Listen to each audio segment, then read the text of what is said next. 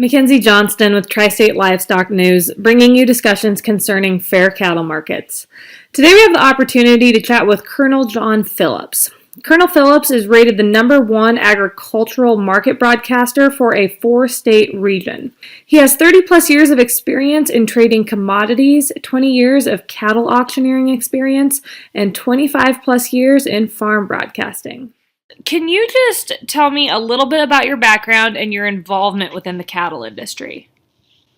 Well, to start with, Mackenzie, I actually came into this world with a father that was over in World War II, and he actually was over there quite a time. And he was a promising baseball player, and my grandfather was a cattle buyer, a farmer, and a gambler, so he covered all the bets in our little town of Wausau, Nebraska. And he'd send 2 guys down with their hat and put the money in the hat, and at the end he'd either collect it or pass it out, and they'd have all the records that way. And he was also a cattle buyer, so I kind of got accustomed to sale barns, and I always like to say I got a PhD in S&S at sale barns and saloons, but he was a pretty rough, tough old boy. And the job was, we always did the Saturdays, we did our grind and feed, because we didn't yet have Bearcat grinders, so we had the local hatchery had one, and that's so I got my hands around the scoop shovel of choice, which is a brand new aluminum net.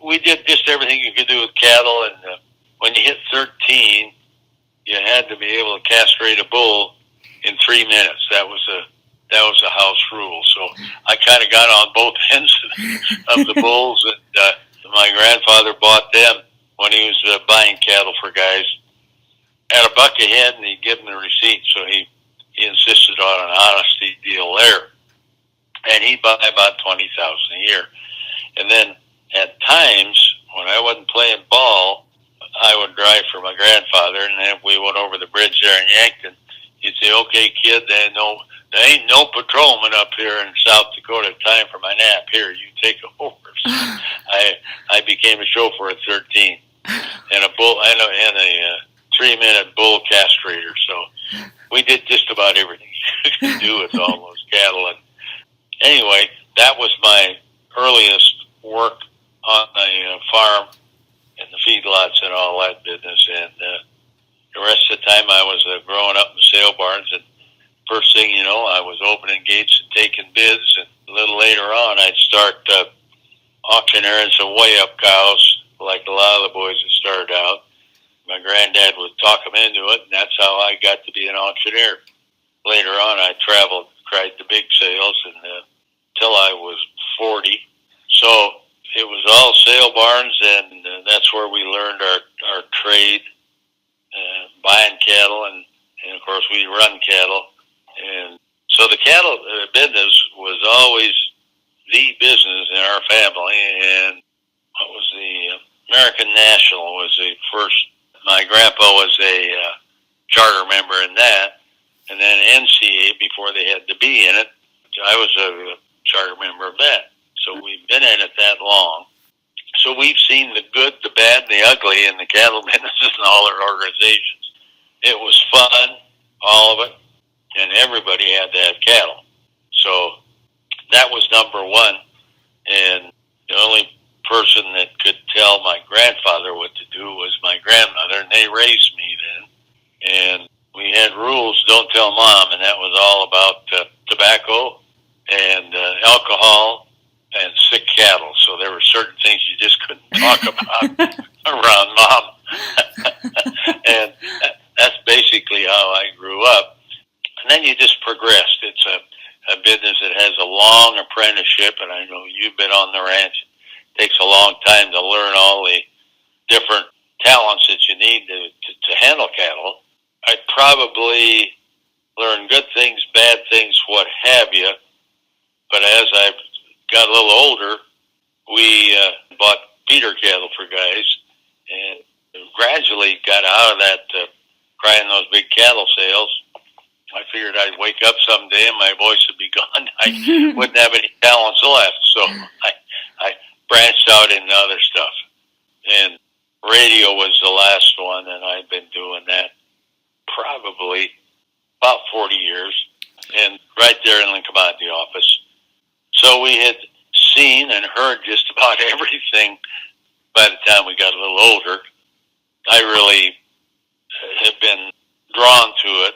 A good buddy of mine, Johnny Smith, was in the RCAF, but back here where we grew corn, we didn't have as many cowboys, and we were in the like East River, South Dakota, and then down through Nebraska and the Platte Valley. There was a lot of organizations, and as I got on the radio, most of these organizations were always short of money and maybe long on hot air, like a lot of us guys in the business. So they could afford us, I'd call us two-bit banquet speakers. So I got a lot of that done too. And it looked like we just didn't have representation that was really good enough to do us some good. I can still remember vividly South Dakota. They had a big South Dakota cattlemen's get together and up at South Dakota State, Brookings, and they had some guys come in and say a word or two. And Bruce Bass was the guy that was IBP's in charge of beef sales. He's a very smart guy.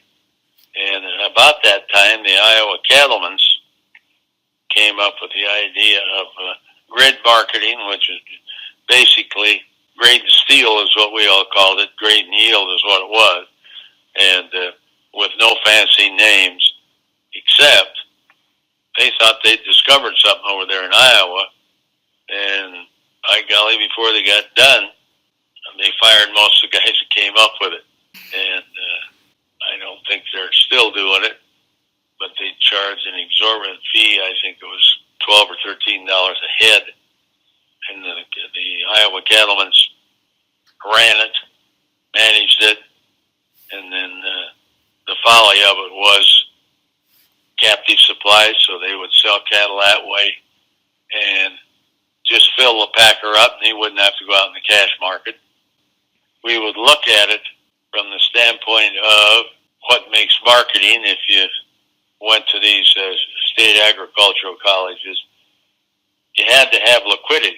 So you had to have a lot of players on both sides, buyers and sellers, which we had. We had a lot of packers back then, and they gradually got put out of business by some of these bigger packers, and that seemed to be the discussion then. How do we handle captive supplies? And up to this point in time, I would say we haven't come up with anything to correct the practice of captive supplies, which is glaring us right down on the eyeballs right now by being the packers are all full and they don't have to buy any cattle till you get in the new year. In your opinion, how do we handle this packer concentration and all this captive supply? What do we do as an industry to fix this? Not really any clearly evident stories of how you do it, because it's kind of like COVID. We've got the disease and it's spreading. We just don't happen to have a vaccine to correct it. Yeah. And of course, the lending people, they want all the cattlemen, or many of them, to sell their cattle that way so they're protected. And it's a wicked circle. And it's been going on way too long because, frankly, we lost our key of liquidity with we don't have a lot of buyers now. And we used to have lots of them, lots of little packing houses all over.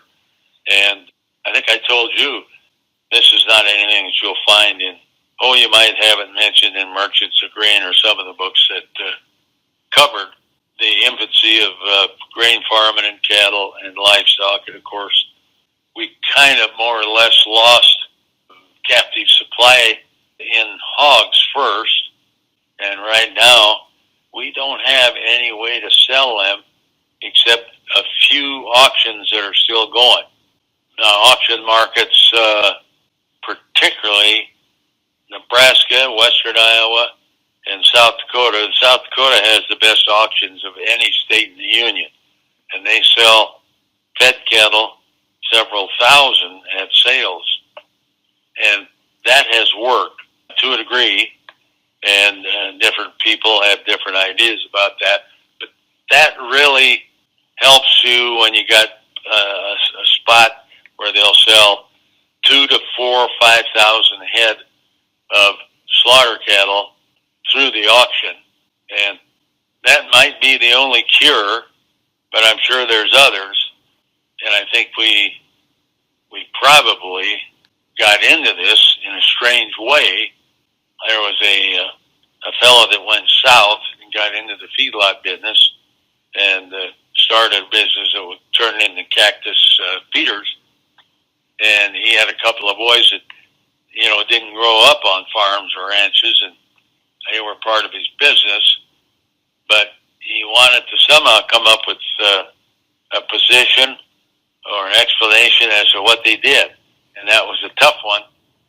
So he made a deal with IBP, and that deal would be they would share the profits and losses. So he would be putting up his yardage, the cactus feeders, and of course now this is all supposition, so I can't say I've got a bibliography card that they actually did it, but it was pretty common knowledge. And so that's how they got started, and then the packet house split the profit with the boys there at Cactus, and also they threw in their yardage numbers. And that's how captive supplies started. I think that was the first one that was put together. And from there, we just expanded everything, and then they went to formulas, and they went to a lot of different ways selling cattle. But what they did was give the packer a huge incentive to not really come in and bid on cattle at the feed yard like they had previously done. They've gathered these cash forward contracts and formulas, and there's a formula for about every packer. So we had kind of lost that competition. And of course, every land grant university and probably every cattleman's group, particularly in the South, talked about how nice that was that they could have those cattle sold, but they didn't ever have anything ingenious to come up to replace it. And then we still don't have that. What we should have done maybe is had a serum like they have for COVID to cure these guys, not sell so damn many of them by captive supplies. That's the only cure I would know. And then, of course, the old boys signing the checks in the bank, they got involved. Boy, you got to sell those cattle out front. Maybe the only thing you could do is study basis, keep all the records of basis right in the pickup, and try to find a wide basis when you use that hedge, and then watch it, follow it, and get used to it. That would be one of the cures. I don't know of any others, but if you carry the paper, not the packet house, and you watch basis levels and sold your cattle that way, you would be running the show there. As you know, mandatory price reporting was developed to facilitate open, transparent price discovery. Do you believe this USDA program is serving its purpose?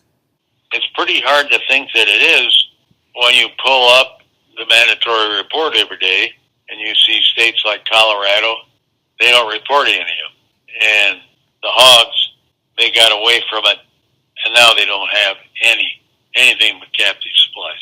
And again, some of your land grant universities got a lot of the boys leaving there and going back to farm and say, hey, Dad, we need to do this. It only costs $2 million to put up one of those houses. Before you know it, the company store many times ends up owning those hog buildings. So it's not a cure-all, but it's probably the only thing they can do with the hogs. There's no markets anywhere they can sell at. I don't know the cure for it. We thought we used to when we had time. I think one of the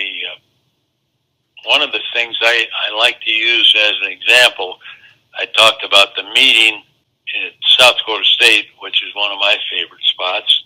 They invited people to come in. They had a huge crowd, and Bruce Bass was there as one of their speakers, which was highly unusual to have someone who had been running beef sales or being the head cattle buyer or whatever.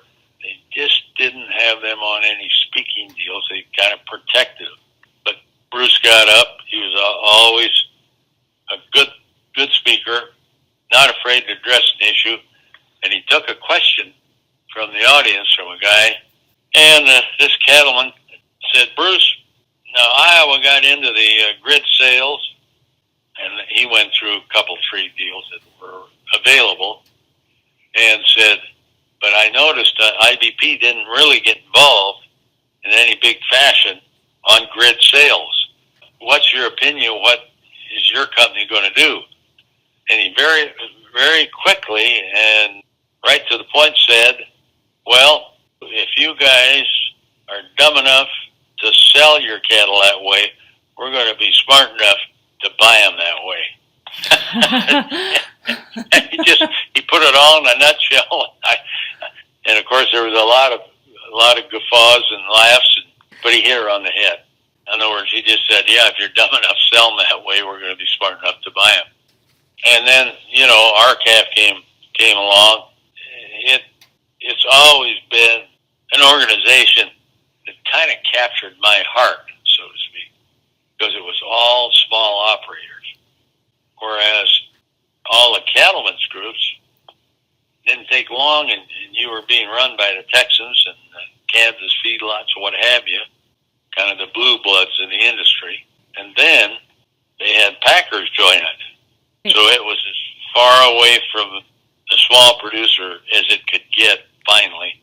But I think that RCAF may not be the answer, but at least they represented small producers. So I've always been an admirer of them. So you mentioned small producers. We have seen a lot of small to mid-sized producers drop out of the business just because they can't make it in recent years.